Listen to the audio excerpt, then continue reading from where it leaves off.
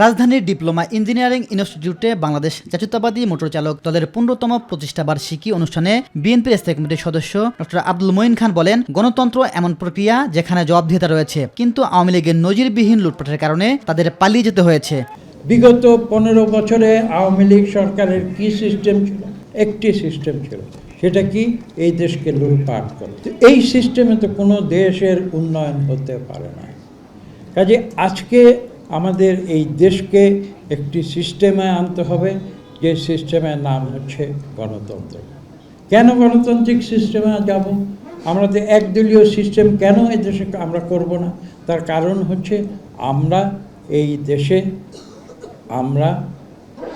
মানুষের কল্যাণে কাজ করি, এই দেশের উন্নয়নে কাজ করি, এবং এই গণতান্ত্রিক সিস্টেম এমন একটি সিস্টেম যে সিস্টেমের মধ্যে জবাবদিহিতা রয়েছে। অন্যদিকে নয়াপল্টনে বিএনপির কেন্দ্রীয় কার্যালয়ের সামনে জিয়া পরিষদের পক্ষ থেকে রিকশা ও ভ্যানগাড়ি চালকদের মাঝে বৃষ্টির পোশাক বিতরণ অনুষ্ঠানে বিএনপির সিনিয়র যুগ্ম মহাসচিব রুহুল কবির রিজভী বলেন, 5 আগস্টের পর যে অর্জন এসেছে তা ধরে রাখতে হলে সবাইকে ঐক্যবদ্ধ থাকতে হবে।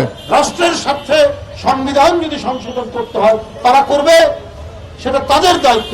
কিন্তু আগেই আমাকে এটা দিতে হবে, আগেই মানতে হবে। হ্যাঁ, আমরা অন্তর্বর্তীকালীন সরকারের সময়ে যে বিভিন্ন কমিশন গঠন হয়েছে, যে সংস্কারগুলো আমরা সবাই মিলে আমরা ঐক্যমত পোষণ করছি, সেগুলো আমাদের একটা সুপারিশ আকারে থাকবে, এবং নির্বাচিত পার্লামেন্ট প্রয়োজনে সেগুলো সংশোধন করবেন, আইনীকরণ করবেন, আইনে পাশ করবেন। বিকেলে কেরানীগঞ্জে এক অনুষ্ঠানে বিএনপি চেয়ারপারসনের উপদেষ্টা আমানুল্লাহ আমান বলেন, আগামী ফেব্রুয়ারিতে অনুষ্ঠিতব্য নির্বাচনে সরকার গঠন করবে বিএনপি। এই আওয়ামী লীগের শেখ হাসিনার রাজনীতি এই সরকার চিরতরে বন্ধ করে দিয়েছে।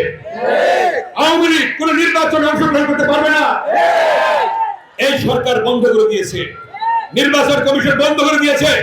অতএব আওয়ামী লীগের সেই সন্ধ্যা বান্নাদের নির্বাচনে অংশগ্রহণ করার আর কোনো সুযোগ নেই। ইলিয়াস মাতবর, মাই টিভি, ঢাকা।